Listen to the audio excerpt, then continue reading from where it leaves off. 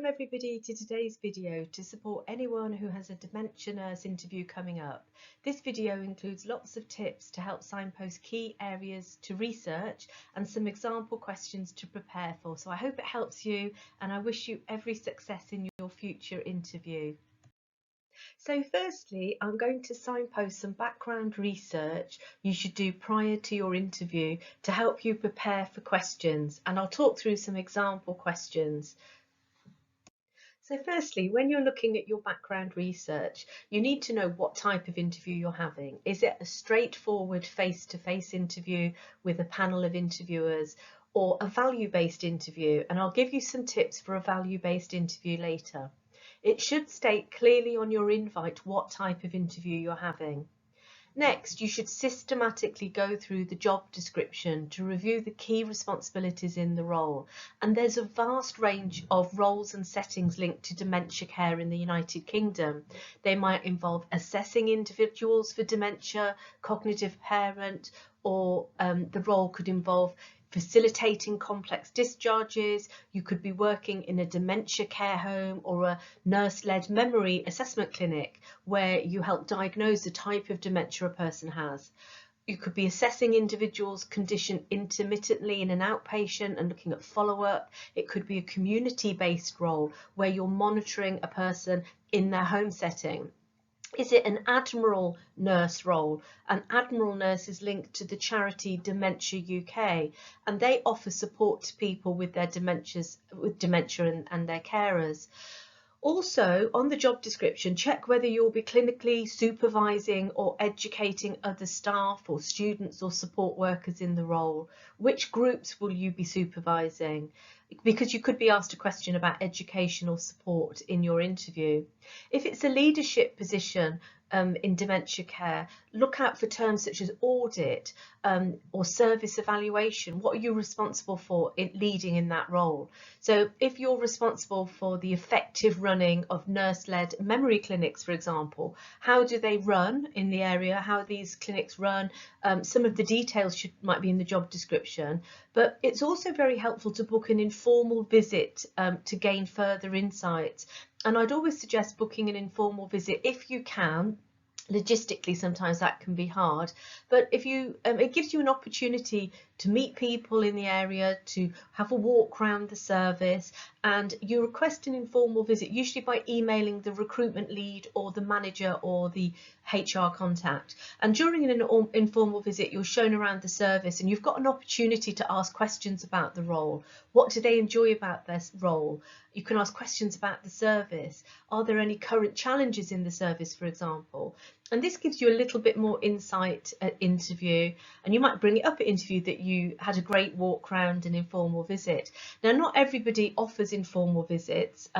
If you can't secure an informal visit, you could try to book a phone call or a virtual call, and you can confirm some aspects of the role. For example, if you weren't quite sure about how the service worked or how the team worked. A good tip is to book an informal visit or a phone call as early as possible. So preferably as soon as you've applied for the role, because obviously people are very busy, managers are very busy. Another part of your background reading should be looking at the employer website and their values. Along with your professional values. So in the nursing, it's the Nursing Midwifery Council, the NMC professional standards, and we also have the NHS 6 Cs, which are a set of values for all health and social care people working in health and social care. And you may be asked a question about a value, so it's good to know about them, or how you choose a value and demonstrate it, what transferable skills link to that value. Also, reviewing the employer website gives you insights into their service and them as an employer, because a classic question might be, why have you chosen as an employer? So it's great to do that bit of background reading. If you've applied for a more senior leadership role as a dementia nurse, then you might have to do a presentation as part of the interview. The more senior the role, often the more competitive the interview. So they will put a presentation in to sort of see the difference between applicants. So it's very important that you prepare for the presentation, because it could be the difference between getting a role or not. So don't neglect a presentation part of any interview, whether it's the dementia one or any one you have in the future. And I've got got a free video on my YouTube channel that offers lots of key tips to think about when you're preparing for a nurse presentation at interview, so do check it out. Another key part of background research is revising key healthcare terms and definitions. So, for example, you might be asked about the difference between the umbrella term dementia, which is a general term for different types of symptoms and that affect brain function, and the different types of dementia, because we have different types of dementia such as Alzheimer's disease, Lewy body dementia and vascular dementia. And I've also seen on several job descriptions key terms such as person-centered care, relationship-based care, or relationship-centered dementia care. It depends on the role. So looking through the job description is very helpful. You might see terms such as audit, evidence-based practice, or transformational leadership if it's a leadership role. It really depends on the role you're going for. But having a look at those key terms, so if it's got person-centered care going through the job description, you may very well be asked a question of what is person-centered care? How do you deliver person-centered care? What transferable skills do you have relating to person-centered care? Or if you were asked a question on how you care for a patient, you can bring in the term and say that I use a person-centered approach. It's helpful also to revise relevant local and national standards, regulations and frameworks relating to dementia care. And I'm going to signpost some key websites and standards that are current in the UK today. If you're applying for a senior role, you may be doing audits, well, you would be doing audit service evaluations. So you need to know what the term audit means. And you probably do know that, but sometimes when you're put on the spot in an interview and someone says, well, what is an audit cycle? How do we learn from an audit cycle? You may go blank in the interview. When we're looking at standards as well and regulations, we have dementia care pathways, delirium care bundles. So any frameworks, I've seen some of those frameworks actually underpinning job descriptions. So if they're in there, you can look them up. But even if they're not in there, you need to be looking at what are the national standards and regulations and frameworks for dementia today. Often job descriptions, as I said, will signpost them. So I recently saw an Admiral Nurse competency framework as well that underpin that role. If your role is to facilitate complex discharges, what are the current national legislation for discharges or the current frameworks and policies for discharge? Because we have statutory guidance from government on hospital discharge and we have community support guidance as well. So those specific standards and frameworks, as I said, will depend on your actual role and responsibilities. Another area to think about for your background research is sometimes they'll bring up a current topic or area of interest relating to dementia care. So a few years back, it was linked to COVID. But you might be asked how you keep yourself up to date. What have you most recently read around that links to dementia care? So it's helpful to look at current journals or articles. Some dementia nurse roles require the nurse to be an independent prescriber. So a current topic maybe in dementia care could be the new medication being developed to slow down dementia, to slow down cognitive decline in Alzheimer's disease. So we've got these cholinesterase inhibitors, for example. So having a read around current journals and interesting topics and ethical debates relating to dementia care is very helpful too. So I'm going to signpost a few helpful UK resources and websites. Just to be aware, they will change, they're constantly being updated, but the principle is the same with any job that you go for really, that you're looking at what regulations, legislation, policies, guidelines, up to date, what's available. And I've just put a few here. It's February 2025, so as I said, they may change in the future. So I would be looking at national charities such as Dementia UK, Alzheimer's Society, we've got the Lewy Body Society, and even Age UK. Age UK is an excellent website to signpost where to receive financial support and receive care and support for dementia, and that includes carers. So you'll find lots and lots of really helpful resources on those websites, charity websites. The role you've applied for might link to specific support services. So early memory diagnosis and support services, MDAS. may have a website. So do check them out if that underpins your job role. We also have mental health services for older people. And there's a website available that advises on assessment, treatment, therapy, services that include community teams, inpatient services and memory clinics. So reading around on these websites will give you a wealth of information. So you'll have a bit more understanding of how teams work, you'll gain insights into roles, you might have service users, videos and talking about how dementias affect their life or as a carer. And then you've got a really good website is the Royal College of Psychiatrists. It currently hosts memory services, national accreditation programme, standards for memory services across the UK and Ireland, and a network of peer review training. So if your role involves memory services, running memory clinics, for example, it's really useful website. And NHS England has got lots of resources under the term dementia care. So do check out some of those websites. So I've also signposted a few key standards and frameworks. As I said, the evidence base is always changing. It's currently February 2025, but the principle is the same. Review current standards and frameworks in the area. There's currently a dementia care pathway from the National Collaborating Centre for Mental Health that was written in 2018. There's a very helpful PDF implementation guide currently on the Royal College of Psychiatry's website for that dementia care pathway. There may also be local dementia delirium care bundles. I have reviewed quite a few job descriptions recently, and several had the 480 rapid clinical tests for delirium detection. And if that is part of your role, you might be working in an outpatient clinic where this is being used. You know, have a read around that. If you're being interviewed for an Admiral Nurse role, there is an Admiral Nurse competency framework, and you will find information on that on the Dementia UK charity website. There's also the Enhanced Health in Care Homes framework for primary care networks. That's from NHS England, and that was recently updated in 2023. I think it was originally published about 2020. So there's a few frameworks there to get started. So a few more resources for any role that you apply for. You should be looking on the National Institute for Health and Care Excellence website, which has current UK guidelines for dementia assessment, management and support for people living with dementia and their carers. It's very useful to look at that.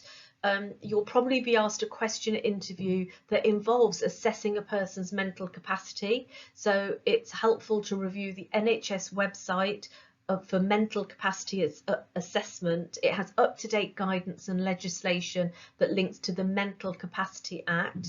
If you're a member of the Royal College of Nursing Union, they've just updated their dementia resources, professional resources.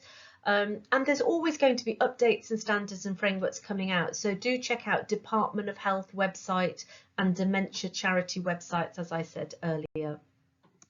So on my YouTube channel, I provide lots of free videos that help prep for a range of interviews.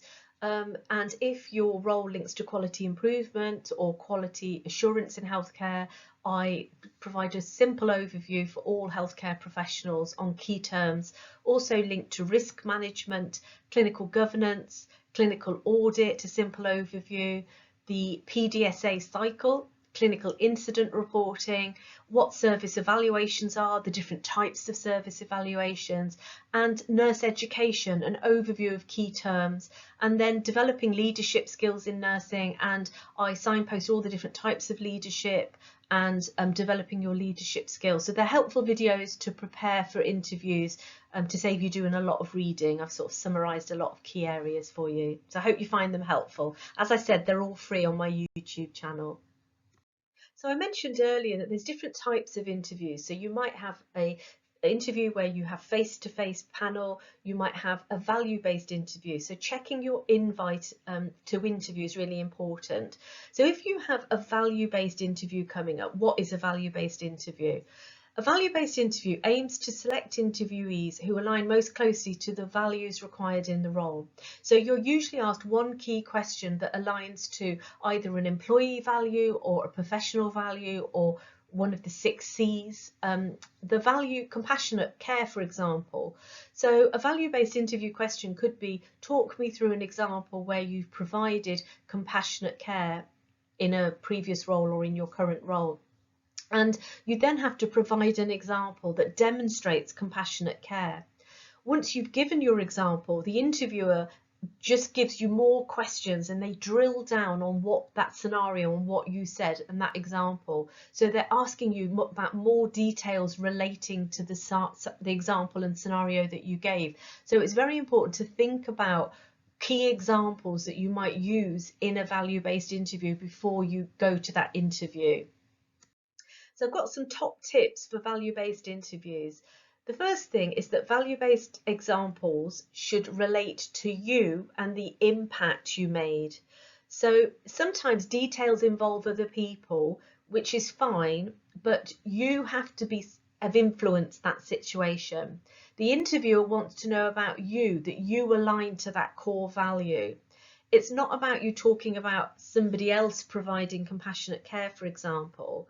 And you should show that you made an impact or difference in that situation.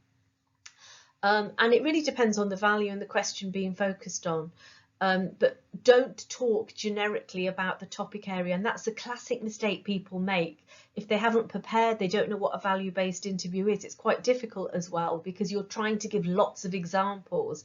And if somebody wants one example, they don't want you to talk about, oh, I always provide compassionate care and these are all my examples.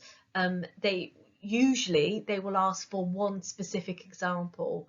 And if you're not quite sure, you can always get the interviewer to clarify. The other key tip is, so don't talk generically about the topic area. Make sure it's about you and the impact you made. But also, don't make an example up. It should be a real example. So preparing an example beforehand is really helpful. And if you make it up and they start to ask you questions and to recall details, if you've made it up, you can't recall the details. So I would say always try and choose an example that's real to you and that you made an impact. So prior to a value-based interview, it's helpful to prepare some examples from your current role or a previous role that you can talk about. And even if you're not doing a value-based interview, sometimes it's really helpful to draw on examples as well to give a bit of depth to your answers. So key areas I would look at as evidence-based practice or quality standards. You might be asked a question how you utilise current research in your role. Or a question could be posed as, how do you keep your practice up to date? How do you maintain evidence-based practice? So think about how your practice is evidence-based and informed by current standards and regulations, such as the signposting I gave you earlier. Or you may have questions linked to quality improvement or service evaluation or risk management, especially if you're going for a leadership role, decreasing risks to individuals with dementia. Could you give me an example of how you maintain quality in your role or quality care? How do you know that you've provided quality care or decreased safety risks across a dementia service if it's a leadership role? So as I said, it's really good to prepare some examples where you're demonstrating some core transferable skills, and sometimes one example will demonstrate several skills. Think about a good example for teamwork, where you've demonstrated effective collaborative practice, examples on leadership, organisation and management, examples for where you've educated and supported others, health promotion, and dealing with a challenging situation that you overcame and learnt from. So thinking about some examples linked to those key areas should stand you in good stead for any interview, really. So starting with some example generic initial questions in your dementia interview. Nearly all interviewers are going to ask initial questions about why you've applied for the role. For example, what attracted you to the role, what led you to apply for this role or to this service or to this us as an employer. So all the previous background tips I gave you will help you answer that question. They might also ask, tell me about what you know about this employer, this NHS trust or community setting or service. You should have already reviewed the employer website and know about the employer values, the mission statement, what goes on in this specific memory service, for example. You might have booked an informal visit or a telephone call to gain a bit more insight. They might ask you what key skills are required to care for people with dementia. What key skills or values do you have for this role? Or why should we offer you this opportunity above other candidates? So you need to sell yourself in that sort of question when you're answering, and talk about your core skills that relate to this role. They might ask, what transferable skills do you have to care for individuals with dementia? So you should know the key responsibilities in the role, having reviewed the job description, but also have clarified anything you're unsure of before the interview. When you draw out your key skills required to the role, think about your current transferable skills and how they relate to this role. So a big part of dementia nursing is communicating with patients who have lost some cognitive function and all the complexities that that can entail. Managing individuals who don't agree or who are agitated and refusing to bathe, for example. It involves open communication, being kind, compassionate, supporting carers who are distressed and anxious. So communication is a big part of the role. Another is entails using your clinical assessment skills. You might work in a memory clinic or facilitating safe discharge or signposting carers to different agencies as they might be struggling. So that's just a few there, but think about your current transferable skills that you've got. You'll all have them. You'll have record keeping, you'll have professional skills, you ensure safeguarding in any role. And sort of linking them to the role that you're applying to, and you cannot do that without reviewing the job description. So some more generic questions that you can prepare for before interview. They may not come up, but they might do, or a similar question might come up. What are your strengths or what are your weaknesses? So think about how you would answer that sort of classic interview question. If you're offered the role, what challenges do you envisage when you first start in the role? Tell me about a time when you overcame a challenge or learnt from a challenge. So sometimes it's helpful to think about an example, reflect on a past example and how you overcame it through reflective practice, escalation to others, asking for additional support. And if you're starting in a role, you're always going to have a weakness because you don't know the service particularly well, for example.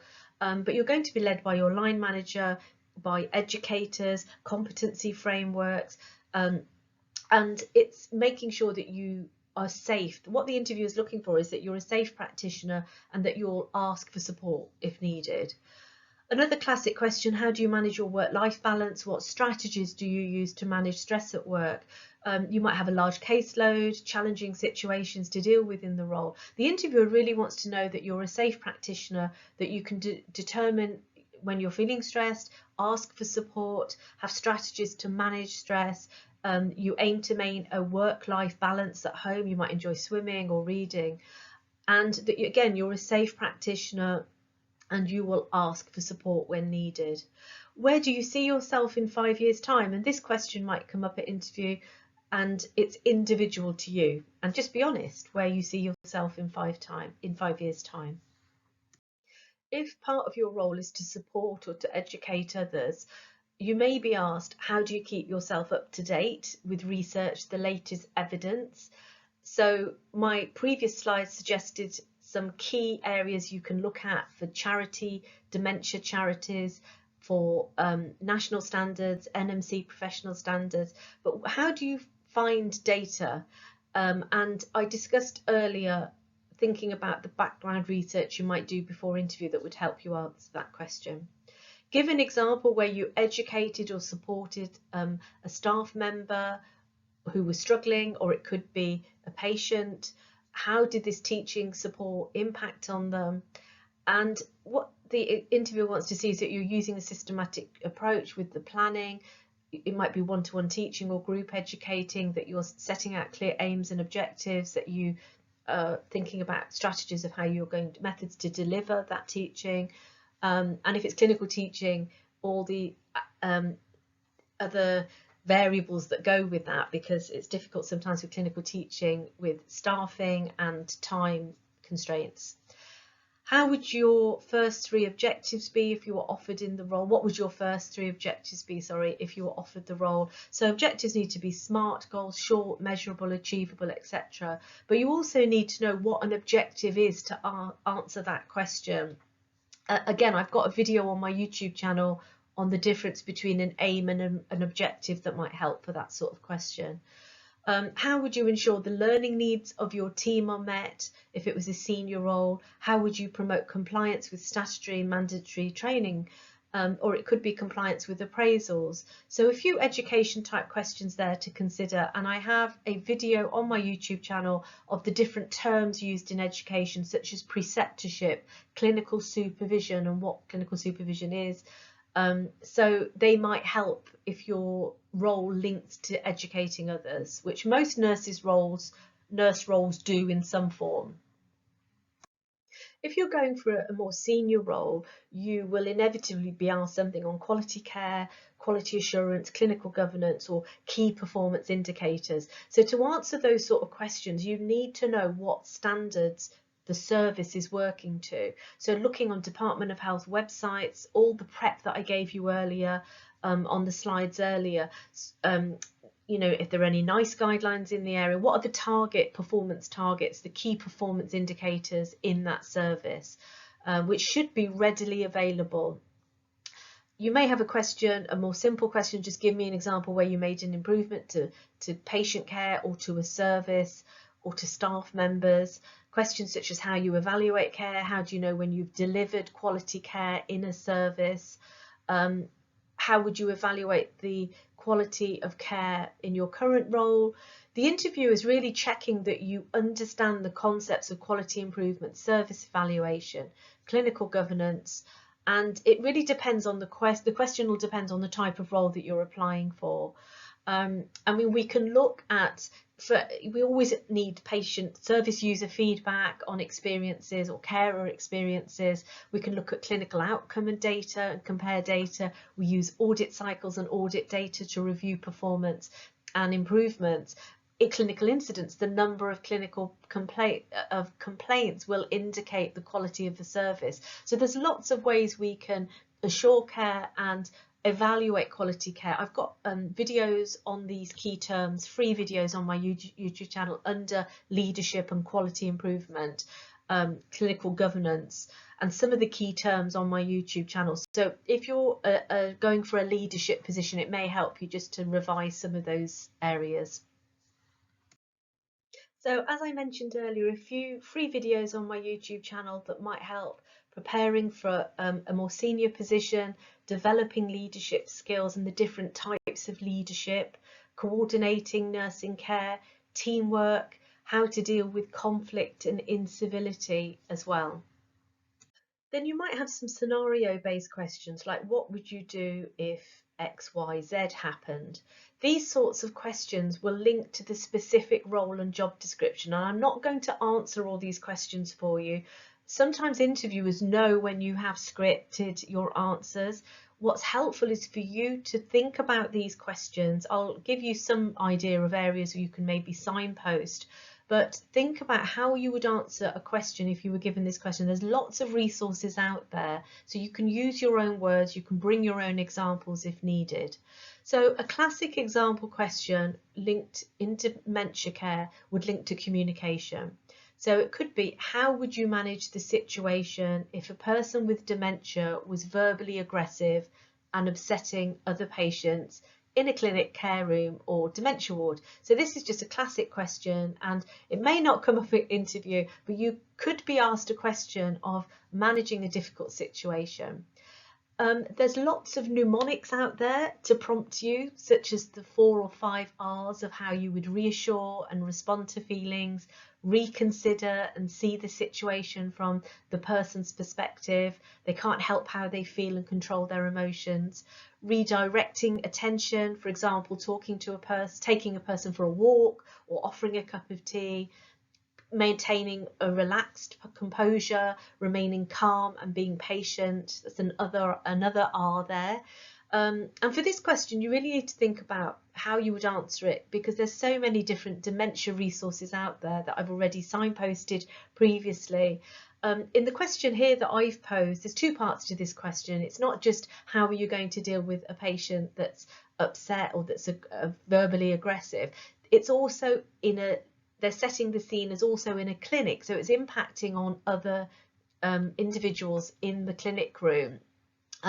So what they're wanting you to hear is to really think about answering the question as a whole. There's two parts to this, because also other people may be upset. So you might need to take this person to a quieter area. You might need to rejig the order in a memory clinic so that they move through the clinic quicker. Explaining to other people the situation and keeping calm and professional at all times. So the interviewer wants to know that you're compassionate, you're empathetic, you're a professional and safe practitioner, and that you can problem solve when you've got a scenario-based question, to think about what strategies would I use. And sometimes it's really helpful to think, right, if I was in a clinic room and if somebody was in front of me, how am I going to act? What am I going to do in this situation? You don't need to answer straight away. Just think about taking a bit of time, say to the interviewer that I'm just going to think about how I'm going to answer this question. That's absolutely fine. You also might need to think about bringing other members of the team in. You might escalate to doctors if the situation isn't resolved. And use a team approach effectively. Sometimes another staff member coming in may calm the situation down. So there's lots of strategies you can use in this situation. Another type of question, another example question, a staff member informs you that another team member is bullying them and ignores them on the shift and laughs at them when they make mistakes. So what would you do? So this is about a communication issue in the team. So think about how you could support this person, actively listening, taking them to a quiet place, treating them compassionately. It may be that the person doing this doesn't realise how they're coming across, and a simple conversation will resolve this. Or it might need a more formal approach, reporting it to a manager. If this person doesn't want to go to a manager, they could seek confidential advice from a freedom to speak up guardian or human resources. So again, I'm not going to answer this question for you. There's lots of resources out there that would help in this sort of situation and guide you.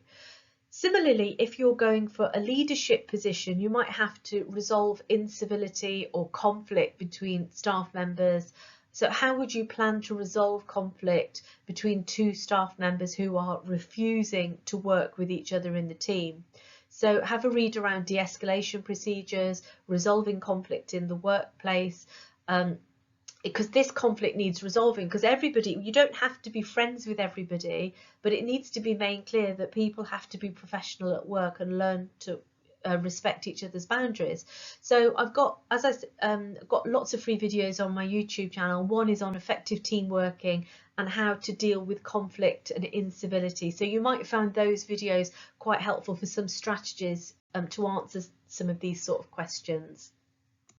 Some other topics that might come up, you might have to manage a complex or challenging situation, and the interviewer might give you a scenario such as a refusal. So what would you do if a person with dementia refused to eat or drink or bathe?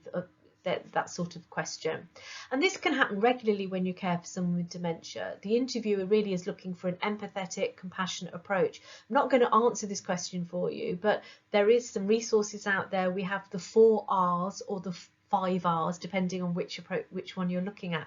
These mnemonics. It's about being sensitive, seeing the person as a whole person, using a person-centered approach, being gentle, using positive language, giving a person choices so they can make a decision. So asking them questions, is the temperature okay? What colour jumper do you want to wear today? That can all facilitate a person to wash or to dress, for example. Reassuring, promoting independence as much as possible and involving the person in their care.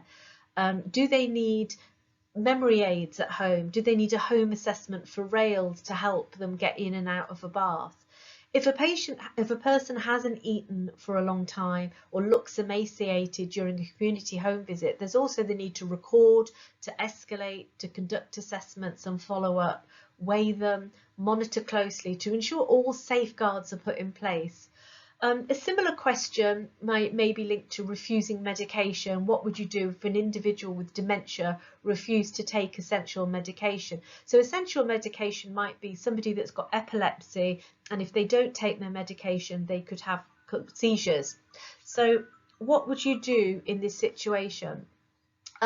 So you're going to be using similar strategies as the first question and treat them with respect, reassure them, explain why they need to take medication. You might need to change the scenery, go for a walk, make a cup of tea and try again. Ask a relative to support. So ideally you're trying to get them to take this essential medication. You're documenting, recording what's happened, especially if they still refuse to take the medication. You're escalating to medics. An important part of this answer is about, does the patient have mental capacity as well? So in the UK, we adhere to the Mental Capacity Act. As I said previously, part of your preparation should be to review how to assess a patient's capacity. Do they have the capacity to understand the consequences of their refusal? Some patients with dementia fluctuate, and we do that assessment at the time when they're at the time of that decision. And a person with dementia may lose the capacity to make certain decisions at a certain time. So they may be cognitively impaired, but they can make a choice about what colour jumper to wear if they're making a decision about what they're going to wear. But if somebody's severely cognitively impaired, they may not be able to make a choice, and they may not have capacity. So you might need to look at some of the guidance on covert administration of medication. Now, ideally, covertly is when you're disguising the medication without the consent of that person. We're trying to not do that as much as possible. We're trying to get that person to take their medication if it's essential for life, as much as possible, using all those different strategies. But there is guidance on giving medication to an individual, and you might be asked about that. Can you give medication to an individual with dementia covertly? And the answer is not always yes. It depends on their cognitive function. There's different types of dementia, and it's about the mental capacity and doing that assessment at the time for that decision. So you might be asked a question how you would assess a person's mental capacity as well. So important to review the Mental Health Act, how you assess capacity. On the Department of Health website, we've got lots of information about that. The Care Quality Commission also has a website, and they have information on covert administration of medicine that will help inform your answers to these sort of questions. So other popular topics that come up on scenario-based questions relate to safeguarding and professional standards linked to escalation, incident reporting and risk assessments. So having a read around those key areas will help you for any interview. I've just given a few questions here. These might not come up, but any sort of question linked to safeguarding, escalation, incident reporting and risk assessments might come up. So classic question might be, what would you do if you found a patient had fallen? They could have sustained a head injury, they could be wounded, or you found a patient's injured themselves. So this sort of question links to initial clinical skills assessment, and you can potentially use a systematic approach such as the ABCDE approach. So for example, if a patient falls, you need to check they've got no spinal injury before they're moved. You need to complete a Glasgow Coma Scale assessment to assess their conscious level. The same with if they've got a wound, is it bleeding profusely? So doing all the ABCDE will work with these sort of kind of questions, and it's systematic.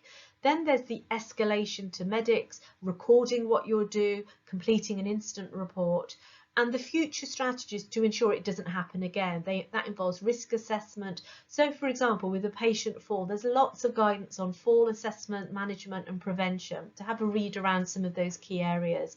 Implementing strategies to make the area safe, adhering to current policies, guidelines, standards in these areas, making sure they have a call bell near or a commode near or a drink near, as they could have fallen trying to reach for a drink or trying to get to the toilet. The use of non-slip mats. So there's two sort of parts to these questions usually. There's the initial sort of emergency care, making sure that they're physically okay and psychologically, socially, and then the sort of follow up after, and it will link to current legislation and standards. Another classic example question: a person arrives at a dementia memory clinic looking dishevelled and has several bruises on their face and arms. They can't remember how their bruises were caused. Their partner smells of alcohol and they can't remember either. So this is a bit more of an in-depth scenario. So similar to the previous question, you need to be looking at a full assessment, physical assessment, escalating to the correct people, medics, recording your observations, escalation, incident report, safeguarding, looking at adhering to current policy. The person could have fallen and needs more aids at home, or it could be a sign of potential abuse as the carer can't cope and has taken to drinking too much alcohol as a coping mechanism, but you can't presume either. So the interviewer is wanting you to be quite tentative, use a systematic approach, and the situation obviously needs further follow-up and clinical assessment. So it links to safeguarding, referrals, home assessment, follow-up with referral with GP, the safeguarding team, social services to monitor and ensure a person is safe at home. The carer might not be coping at home and also might need additional support and respite. Another question, so there's no right or wrong answer, but it's about linking to current practice, policies and standards. Another question, a relative informs you that they're unhappy with the way a support worker has spoken to their mum. What would you do? This relates to dealing with a complaint. And again, looking at a complaints procedure, there's lots of resources out there, using your communication skills, taking them to a quiet area, trying to diffuse the situation, incident report. They might want to speak to a patient advice and liaison service, the PAL service. But again, you can do a reading around complaints is a good bit of preparation to do before interview. Another question might link to complex discharge. A relative's not happy to take her mum home and she feels she's unsafe to be on her own. What would you do? So reviewing safe discharge legislation, policy and procedures, arranging home assessment. You know, what is the current practice? What is the current standard for safe discharge? Do they need any aids or equipment at home? Do they need referral to health and social care services, to district nurses and to the GP? So I'm not going to answer this type of question for you, but have a think about safe discharge, look at key assessments, escalation, incident reporting and follow up on some standards of these sort of areas would be very helpful for preparation. I've just got a few more scenario-based questions. What would you do if a person arrived in a memory clinic who could not speak English, but their husband said he would interpret for them during the assessment? So we have translation services for hundreds of languages, and you cannot assess this person with dementia without somebody translating, and it shouldn't be a relative because they may interpret wrongly or not have their best interests at heart. So planning for the future translation services as well, so can be booked. So ensuring this is recorded on electronic patient records is helpful. Being patient and empathetic to the person as well. So have a think about how you would answer a question such as that. Another question, how would you support a staff member who was struggling? What free services are available to support employees' well-being, physical and mental health, especially with the senior nurse type position? And we've got lots of national and local staff mental health and well-being hubs now that can signpost staff to a range of free services and support networks. So checking those out prior to interview is really helpful. In England, we've got the NHS England website, and many NHS trusts have all of the support networks listed on their intranet sites as well. So I hope some of those questions and slides help you. If you're not offered this dementia role, it's important to learn from your feedback. So always request verbal feedback. If they forget to give you feedback or it's not forthcoming, put the request again in writing in an email and CC the HR recruitment lead. When the interviewer feeds back, also have some questions ready to ask them. So which were my weaker answers, which were my stronger answers, or how could I have improved my answers, what areas do I need to work on? And this is really helpful for future interviews, because then you can reflect on your interview feedback and it will inform your future present preparation. Also, if you apply for the role again, it's helpful to write down some of the interview questions whilst you remember them.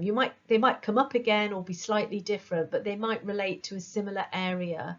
If you feel you really need to work on your interview technique, you could book someone to do a mock interview or attend interview workshops and staff development days, but don't give up. Some posts are very competitive, and it's a learning process. It took me 3 interviews to get my first team leader role, for example. I learned from every interview. I was really disappointed, but in hindsight, perhaps those roles weren't for me, or I wasn't ready. I've also got a book, How to Prepare for Interviews and Develop Your Career as a Nurse or Midwife, and that's got lots of tips, so you might want to buy that or get it out of the library too. So good luck. I wish you every success in your interview. If you have any questions or comments, do put them in the YouTube channel. Let me know how you get on with your interviews. If you have any questions that you would rather do a personal DM, you can DM me on Twitter. And good luck.